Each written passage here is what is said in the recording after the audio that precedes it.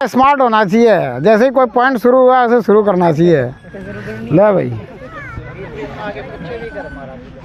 के माइक तो कौन है उसके पास।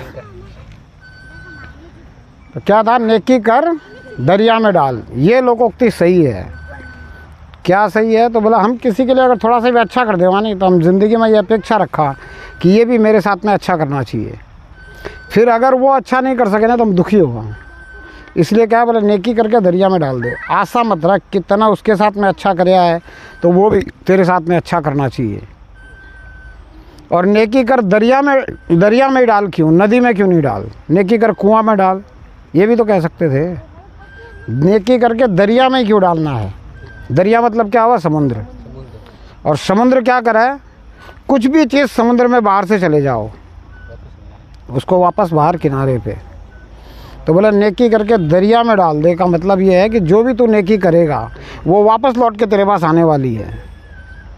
तू सोच मत कि आएगी कि नहीं आएगी, वो आने वाली है। नेकी करके भूल जा, नेकी करके दरिया में डाल। लेकिन साथ में एक लाइन और याद रखना, नेकी करो और उस नेकी को जो नहीं समझे उसको भी दरिया में डाल।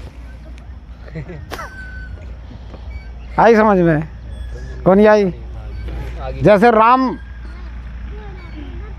के साथ में अच्छी बात कर रहे हैं कि भाई तू अभी भी मान जा, तूने जितनी गलती करी उतनी मान जा, छोड़ बात ने हटा, हम लड़ने नहीं आए।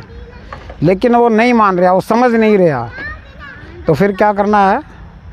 उसके साथ लड़ना ही है। तो इसलिए कह रहे बोला नेकी कर दरिया में डाल, और जिसके साथ में नेकी करी वो उस नेकी को अगर नहीं समझ रहा तो उसको भी दरिया में डाल। समझ गए बात को? नहीं समझे? क्या समझे? बात सिर्फ इतनी सी है कि किसी के साथ में अपने जो है भलाई करो, किसी का परमार्थ करो, किसी के साथ में अच्छा करो। वो मान रहा है कि हाँ मेरे साथ में अच्छा करे तो उसको भूल जाओ। ये आशा मत रखो कि वो अपने साथ में भी अच्छा करना चाहिए या उससे वो मेरे साथ में अच्छा ही करे। हो सकता है कि आज उसके साथ में हमने अच्छा किया, वो हमारे साथ में कल बुरा भी कर दे। इसलिए आशा मत रखो। नेकी कर दरिया में डाल, वो वापस जितनी हमने जिसके साथ जैसा किया वो हमें वापस मिलेगा। हम जैसा कर्म करते हैं उसका फल हमें मिलता है।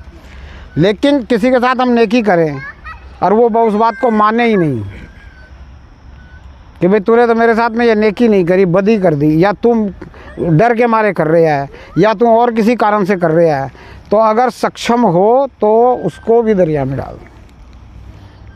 फिर उसके साथ नेकी मत करो, फिर उसके साथ वो व्यवहार करो जो करना चाहिए, न्याय करो। राम ने क्या किया? रावण के साथ न्याय किया? न्याय तो नहीं किया। अगले की जो अहंकार था वो मिटाने के लिए उसको मारना ही ज़रूरी था। उसको मारने के बाद भी लक्ष्मण को उसके पास भेजा, बोला ज्ञान लेने जाओ उससे जो जानकारी उसके पास है वो हासिल कर। लक्ष्मण जाके सर के पास खड़ा हो गया, आ करके बोला वो तो कुछ बोलता ही नहीं। तो दोबारा भेजा उसको लक्ष्मण को राम ने, बोले जाके पैरों के पास खड़ा हो। जिससे भी आपको कुछ सीखना है, कुछ पाने की आकांक्षा है, कुछ लेने की आकांक्षा है, तो हमेशा उसके जो है नीचे दब के ही लेना पड़ेगा। भाई लेने वाले के तो नीचे ही हाथ करना पड़ेगा ना, लेने वाले का, देने वाले का हाथ हमेशा ऊपर रहेगा। तो बोला अगर तू लेने जा रहे नहीं कुछ तो उसके पैरों की तरफ जा। तो कहने का मतलब है कि अपने को अगर किसी से बैर भी करना है, समझो किसी से दुश्मनी भी कर रहे हैं, तो वो उससे नहीं है, उसके गुणों के कारण है। उसके अंदर जो गुण है, वो जो गुण है वो गुण नहीं है असल में, वो उसके क्या है? हैं? बोलो क्या बोलेंगे उसको?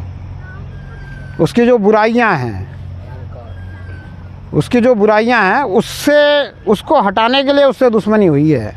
तो उसके अंदर जो अच्छाइयां हैं वो भी अपने को देखना चाहिए।